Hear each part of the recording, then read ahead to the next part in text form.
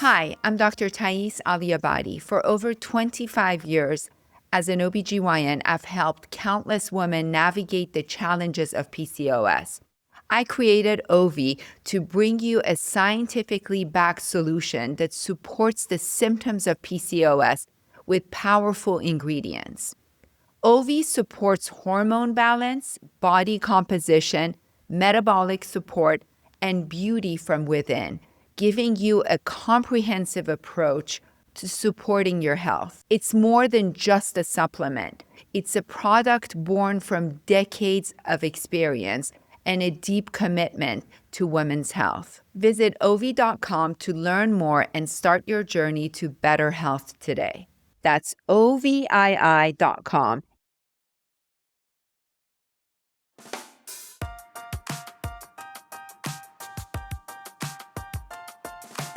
We are so excited to have this shining, bright goodness, little hunk of gorgeousness across from us, Lori Harvey. For those of you that have been living under a rock, Lori is an amazing model. She's an actress. You had a beauty brand. You've had this incredibly big life since you were little.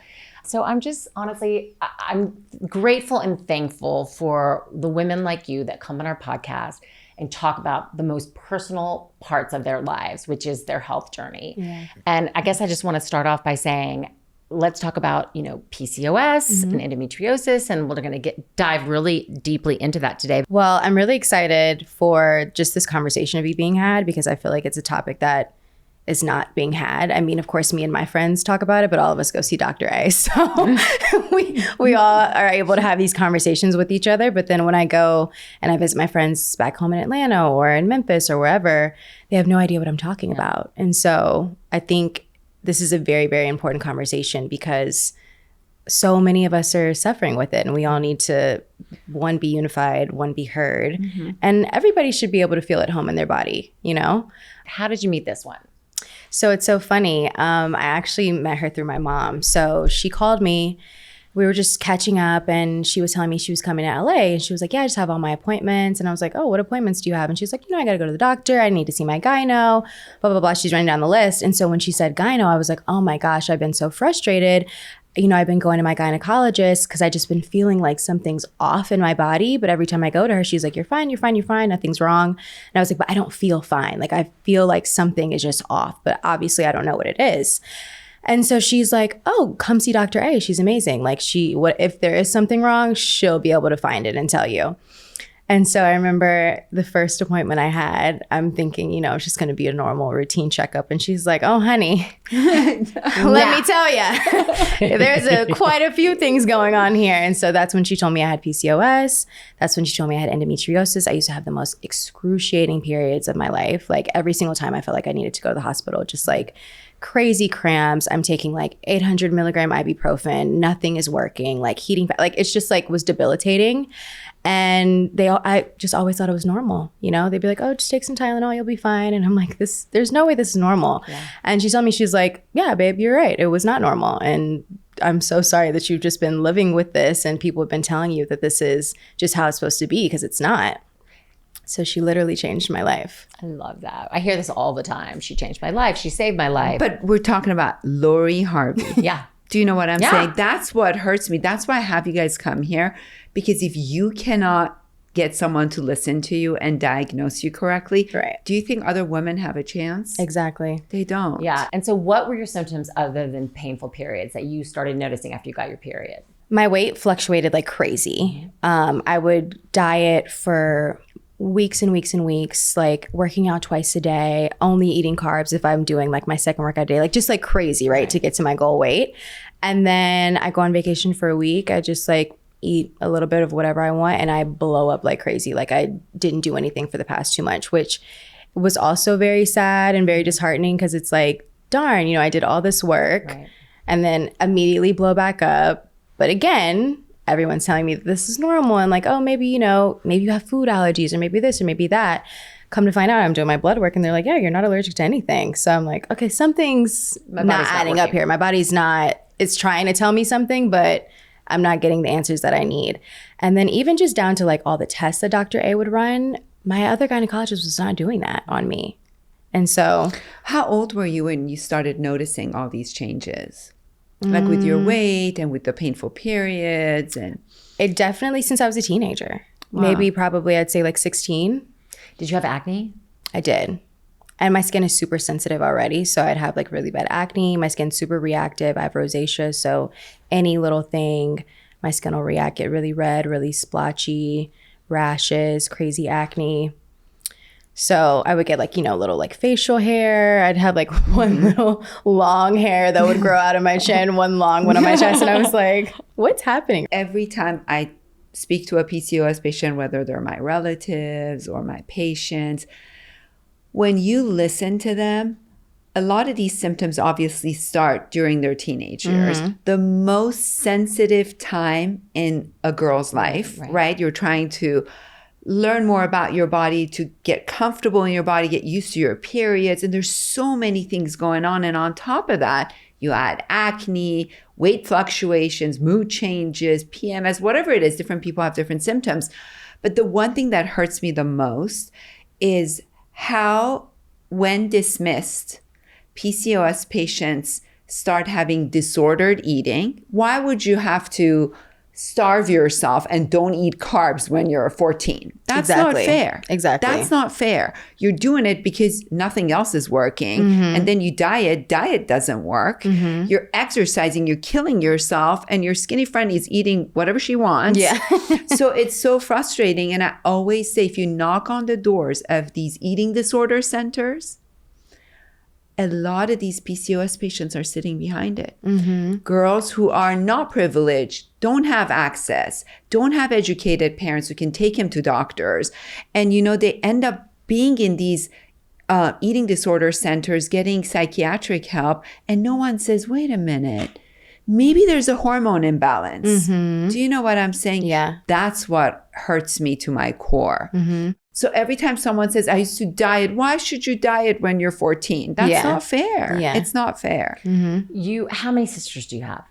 3 sisters. Did they suffer in the same way? I mean, because sometimes I know I have one sister that has had PCOS, which we found out since we've gotten to know Thaïs. And the 3 of us were just never suffered from any weight issues. And then she, was 180 pounds in high school. It was like this very different. I mean, she just So looked hard different. too.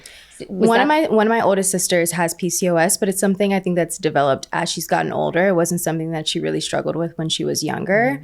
Once you see it, you can't unsee it. Do you not walk on the street and say PCOS? All the time. PCOS. Even in conversation, if one of my friends is telling me something, they're like, oh, I'm getting this, I'm getting that. I'm like, do you have PCOS? And they're like, I don't know. I'm like, you should get tested. You should check and see. Sometimes I talk to people, like I go to an event and I'm speaking to someone, and the event is around PCOS, and this woman talking to me, she's like, well, I don't have it. And I'm thinking to myself, oh, yes, you do.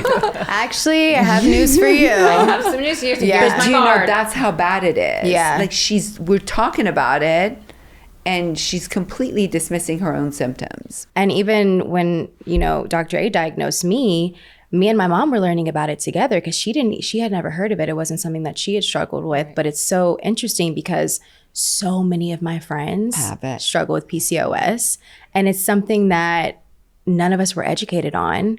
And we all kind of were just suffering in silence because it's like, we didn't know what it was. We're just kind of like all living with this thing, and nobody's getting treated for it. Well, we call it the silent epidemic because there's a lot of shame involved in it, that, the weight gain, the acne, the hair on your face, the inflammation in your body.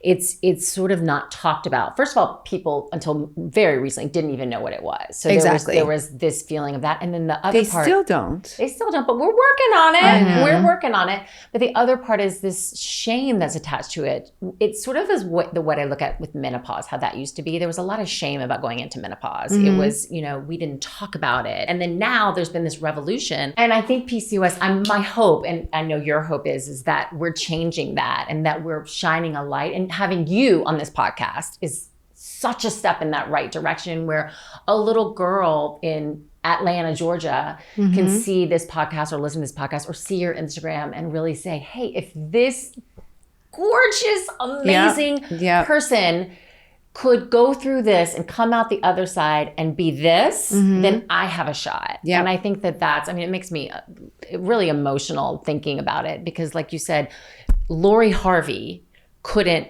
get the right answers, and you had access to anybody in the whole world. And it took, this one chance in your life in that moment, talking to your mom who didn't know what PCOS was, or, probably endometriosis at the time. And then you met this one over here who happens to be the leading expert. Yeah. And then once you started treating her and everything started, your body started working again, all of these things, how was it different?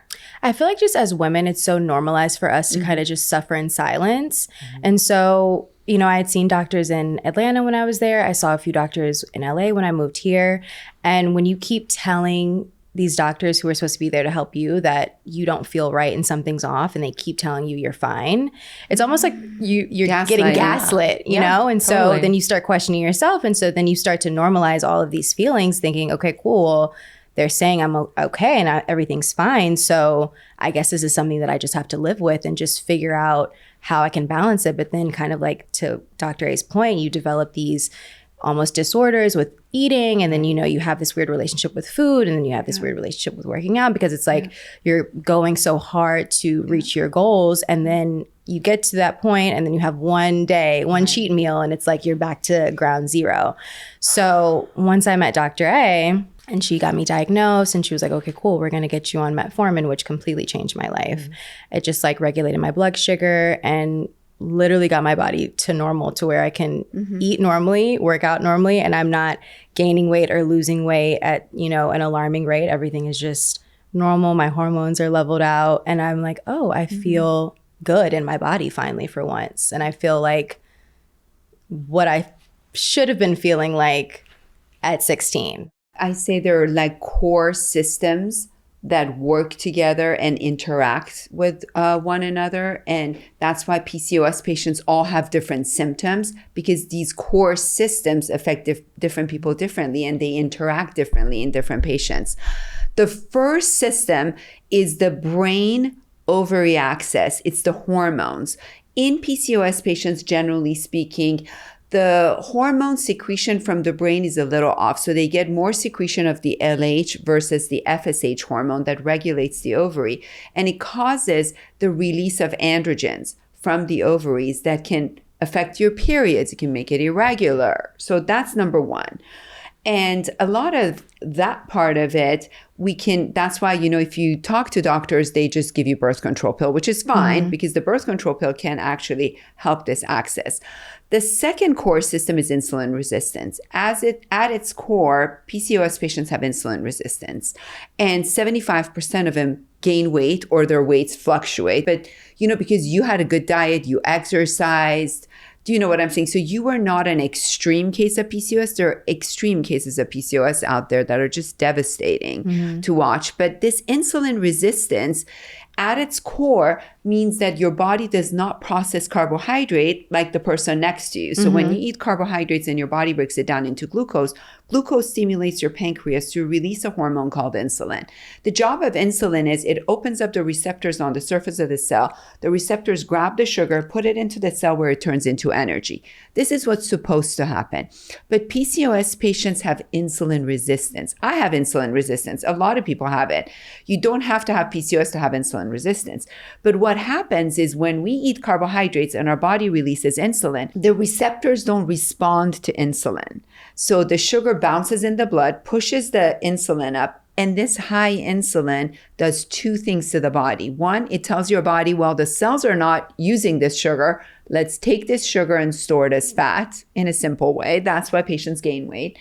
But also this high insulin stimulates the ovaries to secrete testosterone. And it is that testosterone that can make your periods irregular, facial hair, body hair, acne, hair loss. Different patients have different symptoms. Right. So I know we've talked about metformin several times on this, but I think for somebody maybe that's listening to the podcast for the first time, what is it about metformin that works on someone with PCOS? And what are the other treatments that you would do for someone with PCOS? So when you give someone metformin, you can help reverse that insulin resistance. So you reverse this pathway of fat storage to a pathway of energy burning, meaning you push the sugar into the cell. The same thing that exercise does. You know, that's why we tell diabetics go walk, because when you walk, you actually activate these receptors to clear up that sugar out of your blood. So that's the first function of metformin. Metformin has some patients lose appetite with metformin, but generally speaking, it's a very safe medication. PCOS patients, I always say it's like oxygen on their face. And that's that right away. Oh, Immediately noticed it. I mean, she started losing weight, her symptoms help resolve. So that's the second. And the third one is inflammation. PCOS patients have chronic inflammation, and that chronic inflammation basically stimulates their ovaries to secrete more testosterone. So that chronic inflammation needs to be pushed down, and we don't know why, but there is a chronic inflammation associated with it. That's why in the OV I put a lot of the anti-inflammatory supplements. So the inflammation is another factor. And the fourth core system of PCOS is gut dysbiosis. What it means is that PCOS patients, generally speaking, they have an imbalance of their gut microbiome. So what happens, they get leaky gut. I think we talked about this in the office. Did you have that too? You just had every single symptom. Every symptom that you could find, I had it. But that's PCOS. Yeah. So this leaky gut causes absorption of a lot of these harmful substances in the body that are not supposed to be absorbed. But once you absorb it, your inflammation goes up. When your inflammation goes up, your insulin resistance gets worse. As your insulin resistance gets worse, then your ovaries start secreting more androgen out. And this vicious cycle starts continuing. And, you know, then we talked about the core system of genetics and epigenetics. You have family history of diabetes, prediabetes, you know, PCOS family members, which is pretty much almost every family has someone who's insulin resistant, diabetic, overweight, you know, or with PCOS. And then the lifestyle, diet, exercise, stress, sleep, you know, all of that will affect it. But it's important to understand all this because metformin alone will help the insulin resistance, and it also does affect the gut microbiome to a point. But birth control pill will fix the symptoms with the first core system, but you still have to deal with the bacterial imbalance. And you can treat that sometimes for patients who get bloated. I do a SIBO test, you know, small intestinal bacterial overgrowth. And for patients who test positive, you can treat them with Xifaxan or a combination of Xifaxan and neomycin, put them on low FODMAP diet. My point is you can't just throw one birth control or give metformin. You need the diet, you need the lifestyle, you need the exercise, you need to deal with the gut, you need to deal with the insulin resistance, you need to deal with the hormone secretions. And then on top of all of this, almost half of them have endometriosis. Yeah. Which was you. So you see why these, like literally, me. And by the way, literature says that endometriosis affects 10% of women. I think it's a big fat lie. I think it affects 20% at least of women are affected by endometriosis. Imagine you have PCOS and half of these patients have endometriosis, and endometriosis is associated with leaky gut. Why? Because endometriosis implants cause a lot of inflammation in the pelvis. What did we talk about inflammation? Inflammation affects your gut. You get SIBO. Then your systemic inflammation takes over. Then you become more insulin resistant. Then you start, do you know what I'm saying? So it's just this vicious cycle. That's why it causes infertility. The leading cause of infertility are PCOS and endometriosis. And you've always said that you have a ton of eggs, but the quality's bad. With PCOS, you have tons of eggs. But endometriosis kills those eggs. Kills the egg count and quality. That's why you can't just look at someone and say you're fine. Check the egg count. Or at least you checked your egg count. Oh, she's got a lot of eggs. but she's a lucky. Well, you say that PCOS patients have a lot of eggs, but is the quality great? Yes. She's got endometriosis. So yes, but her endometriosis has been suppressed since I met her. So And when you suppress endometriosis, you can basically, instead of destroying the eggs, as you bring down the inflammation around the ovaries, you calm down that inflammation so you don't get this decline in the egg count and quality. That's why at her age, she's 28, she has tons of eggs and they're amazing quality. Now, But she still yells at me, so I need to freeze my eggs soon. I'm going to do that for sure within the next year. Yeah. I'm going to do that. you know what hurts me is egg freezing is so expensive. When you're young and your eggs are great, not many people can afford egg freezing. Yeah. You know, $10,000 to $15,000 in LA. If you go to Bay Area or other cities, it can go up to $30,000. Which 25-year-old, 28-year-old, 30-year-old, who can afford this? No one can afford it. When you're young and you have eggs, you can't afford it. When you're old and you can afford it, you don't have eggs. Well, and I also say, like, we just try our damnedest in our teens and our 20s to not get pregnant. Exactly. And then in our 30s and our 40s when we're ready, it's like, dear Lord, let this work out for me. And you're right. It's sort of, you know, your career's happening in your 20s. You're figuring out how you are. You're testing this guy and this guy and this guy. You're kissing a lot of frogs, but you're trying to find your prince. And then maybe in your 30s, and for me, it was my 40s, you know, that's when it happens. And then you have such a hard time getting pregnant. And then you throw PCOS and but endometriosis. she will get pregnant. Yes. On her own. So I will force her to freeze her eggs because I don't want her to show up at 42 with her husband to my office. So egg freezing for someone like Lori is purely an insurance policy. She has tons of eggs. She's young. They're great quality. I want to freeze them.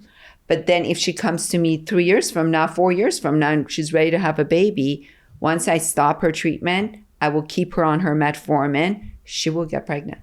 I promise you, because her endometriosis has been suppressed and her hormones of PCOS have been regulated. So that's why these patients, you know, endometriosis causes so much inflammation in the pelvis when you don't treat it, that what happens is when you release that egg, the egg gets released from the ovary, the tubes have to grab that egg and bring it inside the tube. Sperm comes from the vagina up the cervix into the uterus. They meet in the tube, and then the embryo implants into the wall of the uterus. In endometriosis, there's so much inflammation. Sometimes the egg doesn't make it to the tube. Right. Sometimes the tube is blocked because of years of dismissal and years of inflammation. The tubes get scarred. So do you know what I'm saying? When you catch someone early, she won't have any of those issues. The problem is, I see a lot of women in their 30s. They come to my office, they have no eggs left. Yeah. Can you imagine? None. I saw a patient today in my office for her 2 weeks post-op. She's had, I think, 1 or 2 surgeries. I just operated on her. Her left ovary I removed. It was destroyed by endometriosis. There was no normal ovarian tissue left. She's 37 years old, chronic pelvic pain, bowel adhesion, scars. I mean, I took a video for her. I'm like, how does someone get to this? Right. At 38. Yeah. Dude, it's not okay. This is really not okay. And she cried in my office. She said, I feel validated. I feel like it wasn't in my head. But to find this out in your late 30s. Yeah. And to have to remove your ovary. But this has to change. It has to change. That's why I'm so grateful when someone like you shows up. You know, I beg you every time you come to. I'm like, please freeze your I'm eggs. like, I know you're busy, but you have to come. You have to. We all women have to. We just have to unite and bust it all open. We just have I mean, to. when I came to Dr. A the first time when she was checking me out, she literally told me my ovaries were so swollen and inflamed. She was like, even if you wanted to have a baby right now, it would be impossible for you. Yeah. You had an endometrioma. I mean, endometrioma is endometriosis inside the ovary. Yeah. She'll tell you, I was struggling when I came to see her. I think even didn't we have to do an emergency surgery on me 2 days later? I had this massive cyst. She had an endometrioma. So what is an endometriosis? This is my job on this podcast to make sure that we... So she had an endometriosis, chocolate cyst. In her ovary. We call it chocolate cyst because it has old blood in it. And when you open it, it looks like chocolate, melted chocolate. But that's what she had. That alone would have destroyed her fertility. So how did you know? on ultrasound. Yeah. You saw it when you did That's the why it pelvic. needs to be mandatory. The problem is, by the way, you can't always diagnose endometriosis on ultrasound. Only when you see it in the ovary. If you're a good ultrasonographer, there's zero chance you miss it. And sometimes I see these tiny little endometriomas on ultrasound. Yeah, but she'll where show you- them to me. Yeah, because where you see smoke, there's fire, and you need to suppress it. So it's not the size of it, it's the presence of it. So endometriosis, explain what that is and explain the difference in what you just said. So endometriosis is when cells similar to the lining of the uterus are outside of the uterus or inside the ovaries or in the wall of the uterus. And once a month, when our ovaries are trying to get us pregnant, they secrete a hormone called estrogen. The lining endometrium inside the uterus gets thick and juicy, ready for pregnancy. When we don't get pregnant, this lining comes out. This happens month after month, year after year. 10 to 20%, I think 20% of women on the planet have endometriosis, meaning cells similar to these uterine lining is outside of the uterus. So once a month when the estrogen is coming and these implants are getting stimulated, thinking they're in the uterus, and when we don't get pregnant and the lining breaks down as a form of period, these little cells also break down and bleed, but they bleed outside of the uterus. And that's what causes the severe pain. So when it's inside the ovary, they keep bleeding in the ovary, but there's nowhere to go, right? So it stays in the ovary and it gets bigger, bigger, bigger over time. And it has a very specific look on ultrasound. Like when you see it, you know it's an endometrioma. And when you see that, then you know 1000% your patient has endometriosis. However, sometimes patients have endometriosis and there's nothing on ultrasound. So that's why clinical diagnosis is the most important. Listening to your patient. I'm never wrong. Yeah. I've never taken someone to surgery where I put a camera in and I don't see endometriosis. So if you listen, you don't really need a fancy blood test or an ultrasound or any of that. But still, to this day, the gold standard treatment for endometriosis is laparoscopic surgery. You go in, you clean it all out, but you have to remember you have to suppress it. If you operate and let that patient go home, she's going to come back in 6 months to 2 years, sit in your chair and complain of the same thing. So before this, when you had painful periods and nobody had told you had endometriosis, or you knew you had, I nobody. had no idea.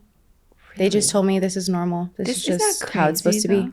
And so you do the pelvic ultrasound and do you see it right away? Yeah, and when I rush see her into surgery. not rush, but when I see an endometrioma in a young girl, I go for it because It was the next morning.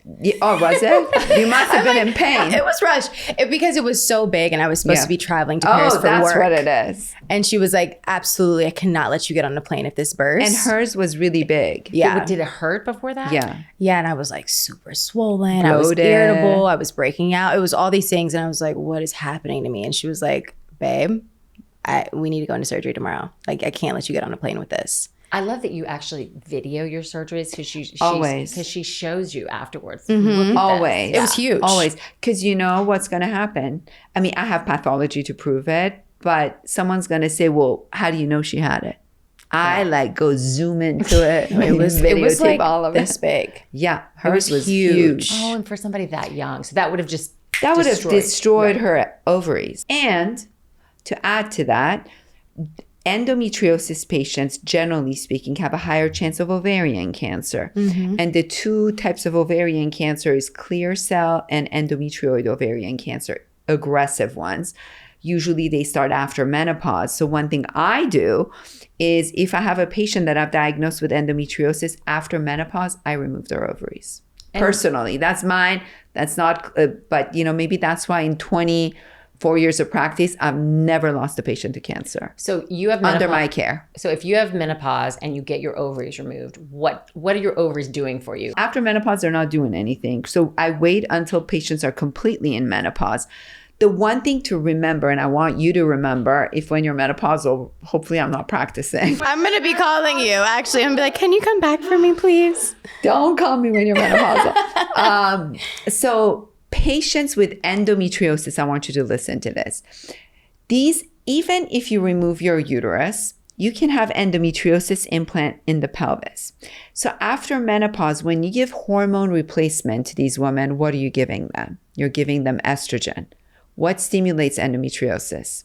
estrogen. So sometimes postmenopausal women will come and say, I still have pain. And that's because you have them on estrogen.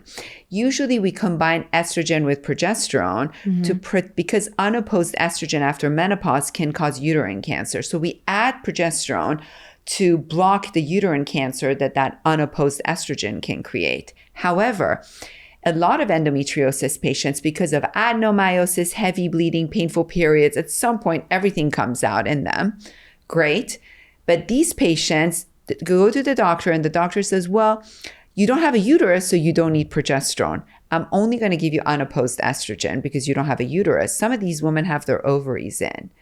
That can stimulate ovarian cancer or can stimulate endometriosis post-menopause in these patients. Does that make sense? A little bit. What I'm saying is endometriosis feeds on estrogen. Yeah. At menopause, your estrogen goes away, and that's why a lot of people feel great, right?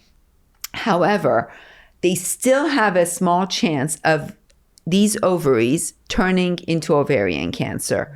Now, if you come and give them exogenous estrogen as hormone replacement, you can stimulate these endometriosis implants again after menopause. Do you understand what I'm saying? So then they have pain again. Again. Because after menopause, the estrogen goes down and patients feel great. But then you come and give them estrogen. So you have to make sure for patients who have hormone replacement, whether they have their uterus or not, whether they have their ovaries or not after menopause, their estrogen is best to be combined with progesterone. Which we would do anyway, right? Not if you don't have a uterus. Oh, now I got it. It came right back around, but it took me a minute to get it. Took you a minute. Okay. So is it better for patients with endometriosis to get their ovaries or their uterus removed, going through menopause? So when you have That was a adenomyosis, really good question. that's a very good question. I'm like, because I need to know this. So adenomyosis, a lot of women walk around with adenomyosis. What is Is when the walls of the uterus get very glandular, cells similar to the endometriosis cells are in the wall of the uterus that can cause heavy, painful period. I operated on a patient last month. Her uterus was the size of a melon without any fibroids, just from adenomyosis. So, and she obviously had endometriosis too. So a lot of these patients end up having a hysterectomy. So if you have heavy, painful periods, we remove the uterus. After menopause, I recommend removal of ovaries in patients with history of endometriosis, especially more advanced endometriosis. However, if there's any pathology in the uterus after menopause, if you're removing the ovaries, it takes me another 10 minutes, 15 minutes to remove your uterus laparoscopically. It's outpatient. It literally, without any adhesions, without giving me a giant uterus, I can do it in 25 minutes. And so what are your uterus and your ovaries doing for you After menopause? After menopause. Nothing. Uterus is for to carry the pregnancy. But they're not giving you hormones or anything Uterus good? has no hormones. Okay. Ovaries are where our hormones are coming from. The estrogen and the progesterone are coming from the ovaries, and the androgens, the testosterone. So after menopause, estrogen and progesterone drops. There are studies that say the testosterone lingers, so ovaries are still secreting testosterone. But definition of menopause is no period for 12 months, right? So if you don't have a period for 12 months, that means your ovaries are not functioning anymore. You're not ovulating anymore. And at that point, patients usually come, whether it's before menopause or at menopause, complaining of hot flashes, night sweats, and you start giving them hormone replacement. But this happens all the time, that for patients without a uterus, right, they could still have their ovaries or not. Even if they don't have the uterus, you're giving hormone replacement, you have to give them progesterone. If they give you a history of painful periods or any history of endometriosis. Wow, I did not know that. That's good to remember. I don't think doctors know I know. that. If you have endometriosis, you really, and you take your uterus out and you're thinking, oh, I'm fine. I don't have to worry about. Hormone replacement needs to have estrogen and progesterone. Amazing.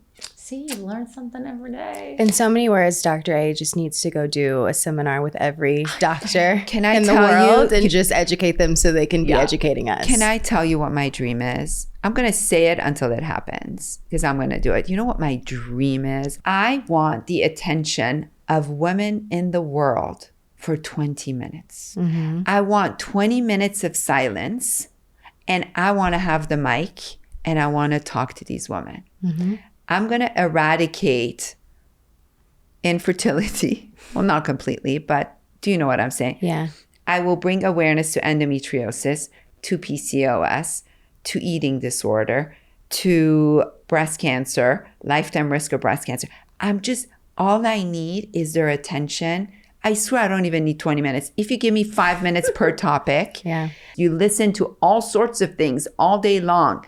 Listen to me for 15 minutes. I will change your life, your mom's life, your daughter's life, your sister's life, your children's. I will change someone's life around you. I promise you. And I can save millions of lives, and I can save millions of women from having all these symptoms that constantly get dismissed, that makes me want to cry. And just from suffering in silence, and finally giving us some validation and some understanding, I think is really important. You're completely fine right now. You can stop your, suppression and just get pregnant right now. Yeah. Every single woman deserves this. And it's not like I did do much with you. Do you know what I'm saying? Education makes a huge difference. Being your own advocate. I feel like when patients understand why you're giving metformin, why diet and exercise is important, why birth control helps, why treating SIBO helps, why take Ovi once a day, or whatever we do, whatever it is that you're doing, or why do we operate on endometriosis to take that load of disease out of the pelvis?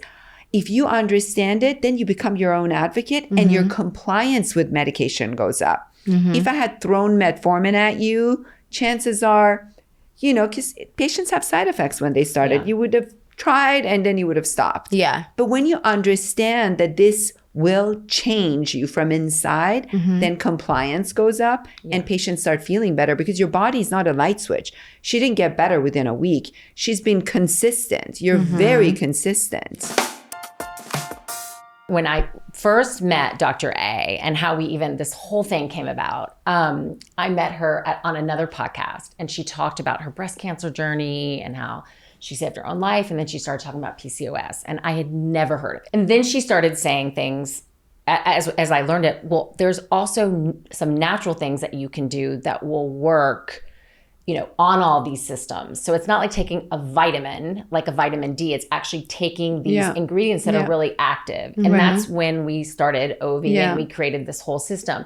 But the most important thing that she said that struck me to my core was, my goal in life is to make every woman know her lifetime risk of breast cancer. And 2, I want to provide a platform where any woman can go on and take the exact same questions that I give you, Lori Harvey, or anyone else coming to your office, and see if they have the likelihood of having PCOS.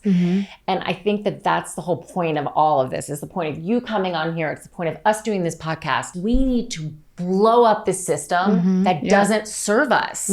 And the system that dismisses women.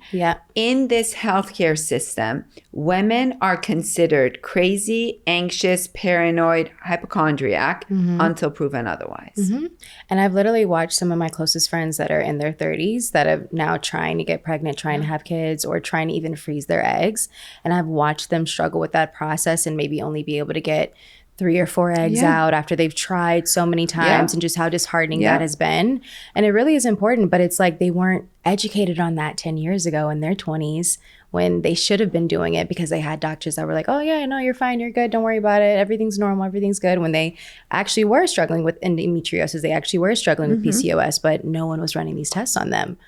And we say all the time, it's not in your head, it's in your body. Exactly. It literally is, your body's not functioning properly until you, number 1, understand what it is that's happening. Number 2, get educated with real things that you can do to get you back in balance in terms of all the pillars that you just talked about. If the 2 leading causes of infertility in men were a silent epidemic, well, it would never happen. First of all, it would not be a silent epidemic. It would be plastered on every news station, every magazine. Now that you know, I have PCOS, I had endometriosis. What are some of the self-care things that you do for yourself that you're now like this is non-negotiable. Is it I was going to exercise? say egg freezing. Egg freezing. Well, that's what Dr. A is non-negotiable. Egg freezing, What ladies. are some of your non-negotiable? I just try to do a lot of anti-inflammatory things. So I love to get lymphatics. I think those are so good just for like draining your system, draining any excess fluid out of your body.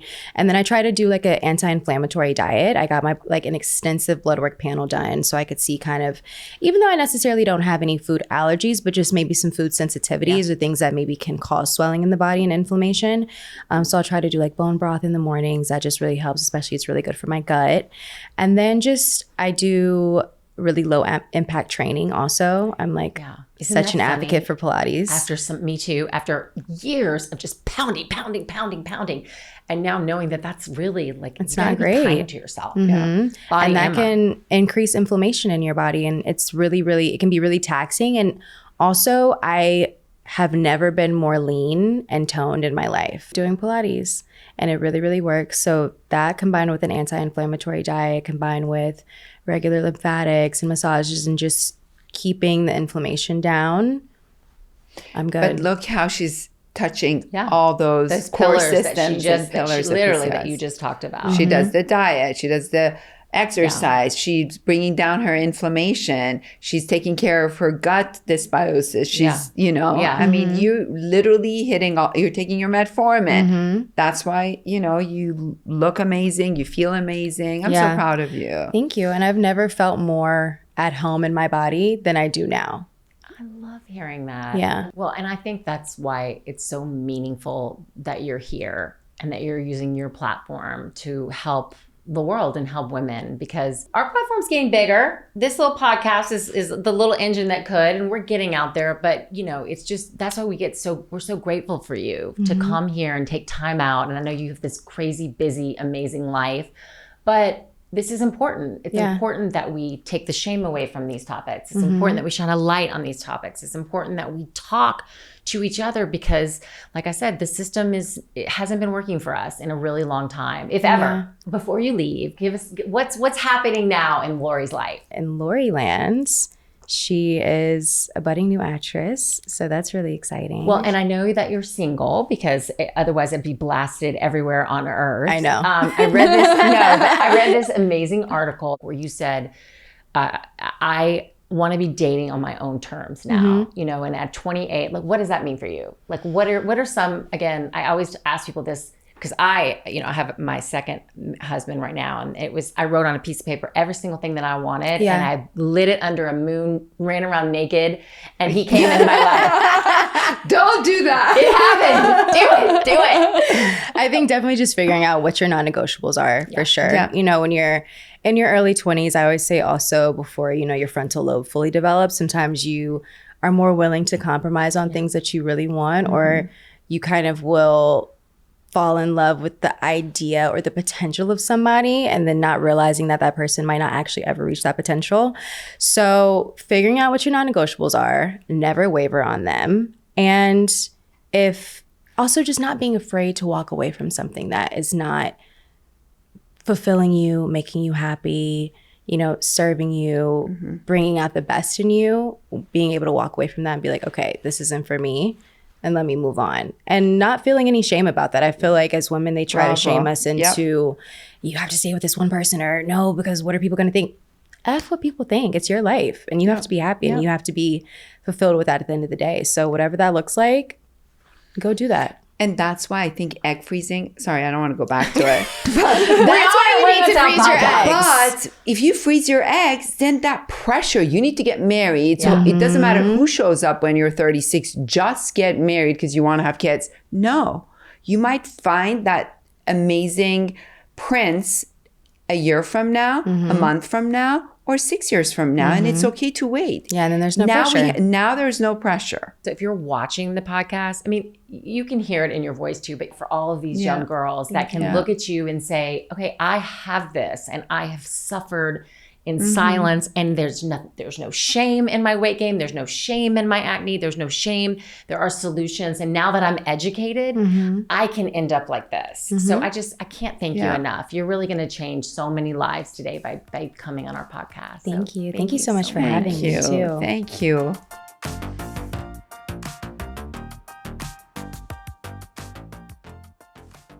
Thanks so much for joining us today on SheMD. If you want to own your own health, a good place to start is by following us on social media at SheMD Podcast and by subscribing to our show on YouTube or wherever you get your podcasts. For takeaways from today's episode, visit our website, shemdpodcast.com. We'll see you next time on SheMD.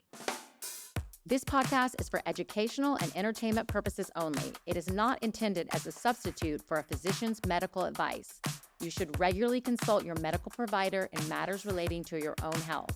Even though we share our honest beliefs on SheMD, some of the products and services we discuss may involve sponsorships or paid advertising.